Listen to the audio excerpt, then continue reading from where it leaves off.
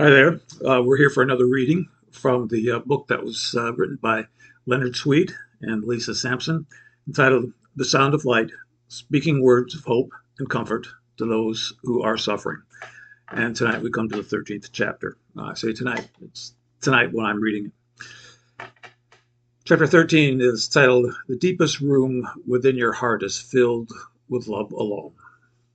There is an invitation extended to you now. It doesn't require anything but your willingness to imagine yourself with the one who made you, the one who lives within you in the deepest place you abide, the inside place you share.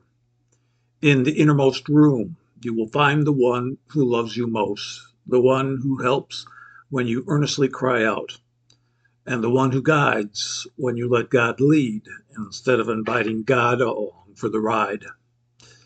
Far down in the deepest room lies a compassion far beyond human understanding.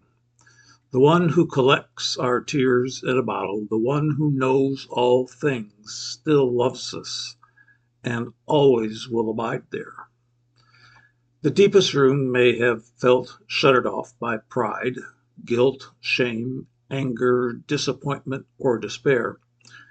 The wounds of others can make it hard to open. But none of that has been too much for the one who knows our wounds, who has been there with us all along. That locked door to our deepest room has been blown open by a holiness that cannot be caged or changed, not by anything you have ever thought or done, not even by wounds you have suffered or injuries you have inflicted. The one who bears our wounds longs to heal you, hold you, and grace you with mercy so deep and wide, so fresh and free, it's beyond our current imagining. Come in, beloved.